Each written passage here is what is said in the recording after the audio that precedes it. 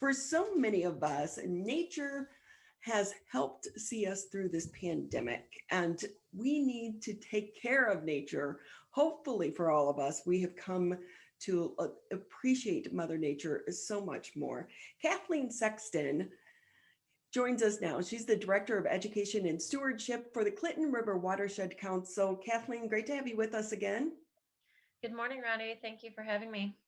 So I know when we talked before, I think when people hear Clinton River Watershed, they just think of this one little area.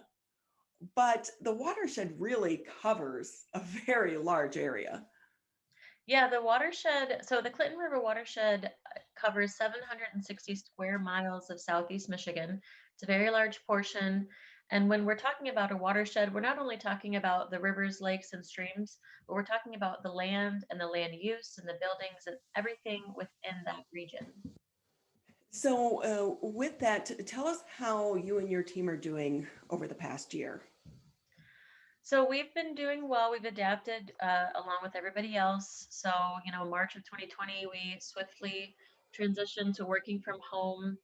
And then when we started to get into some of the warm weather months and out of the woods in terms of the stay-at-home orders, we transitioned to a lot of outdoor workshops and things like that, which I think was a blessing. I mean, we realized, we were teaching a lot of using PowerPoint presentations and informational resources, and we were able to adapt a lot of that to outdoor learning, which what better way to learn about the outdoors than being outdoors?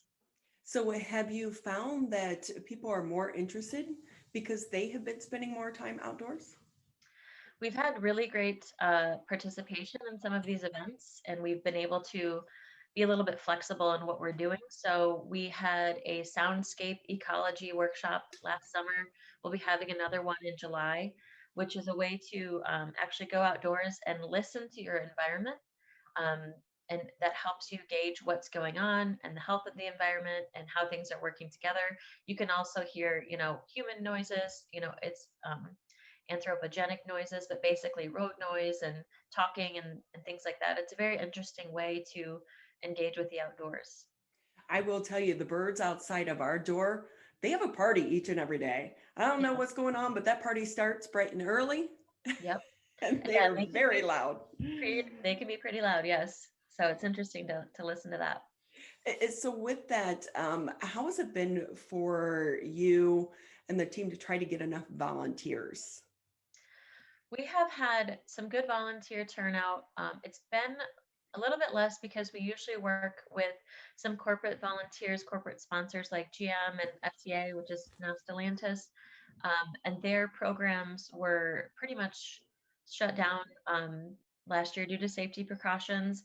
And those were helpful in getting, large groups of volunteers, like 50 to 100 volunteers doing cleanups. But our every week we have a weekly clean event from 10 to noon, and we've still had pretty good regular turnout for those cleanup events. With the pandemic, so many more people are spending more time at home. But what has the impact been on our waterways here through the past year? I would say, in general, we're always working to promote, healthy water on a large scale in terms of restoration projects, but also on an individual scale. So actions you can take at home.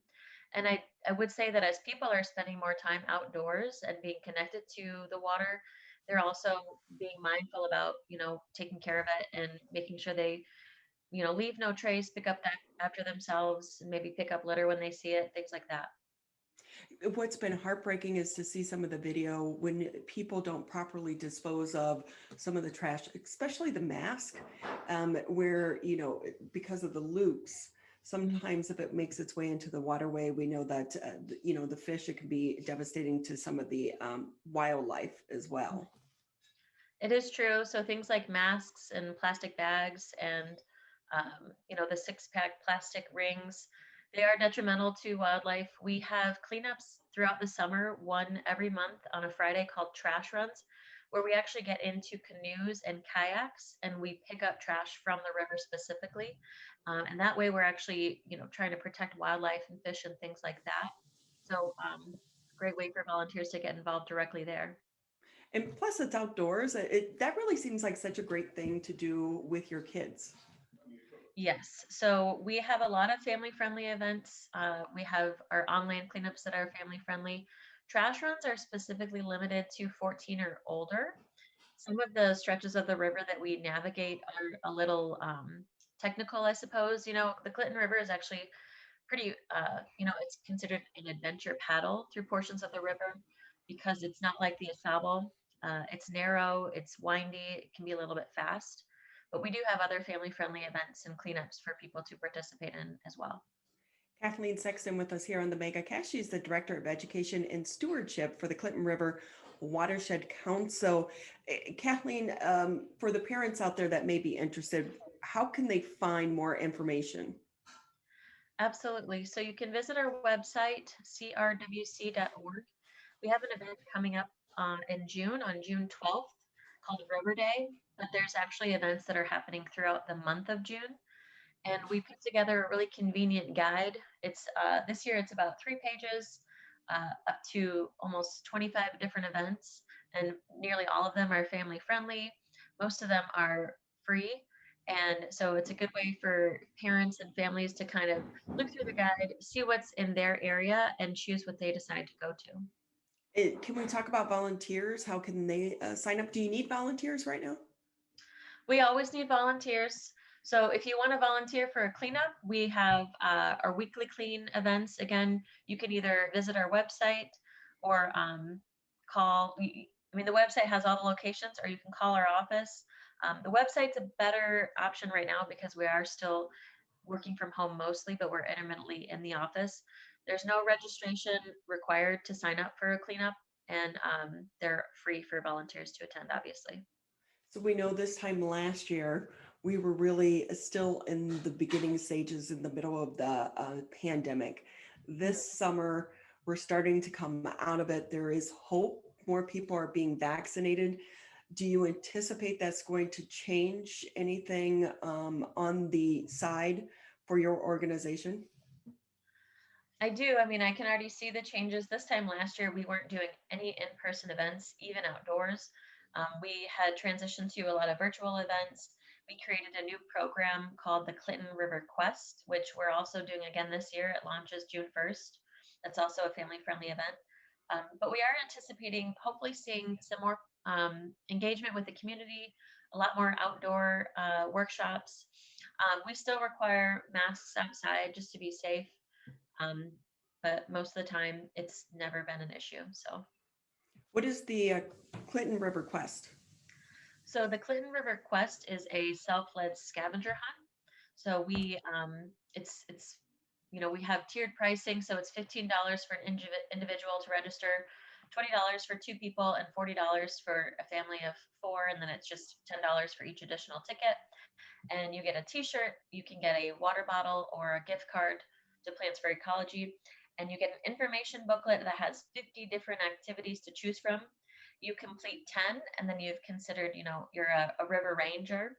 So you get a little sticker. It's really fun, and it's a great way to get outside and visit different areas of the watershed and learn what we have going on in all the different areas. That is so fun, a river ranger. Yeah. Yep. So how long do they have to complete it?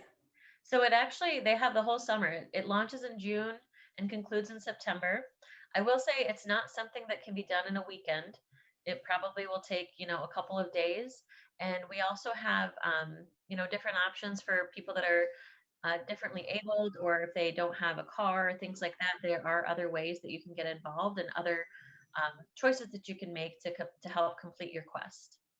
Kathleen Sexton with us on the MegaCast. She's the Director of Education and Stewardship for the Clinton River Watershed Council.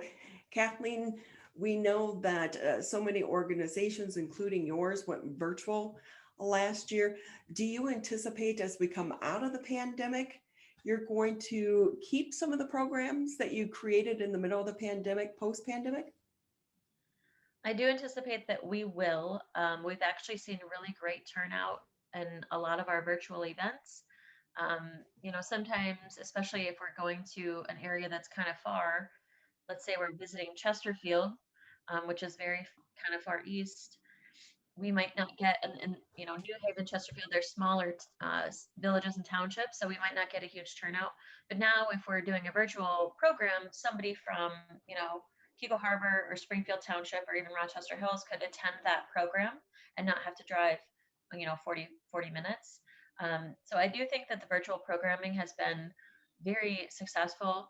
We'll obviously still be offering in-person programming as well, as long as we're allowed to do that safely.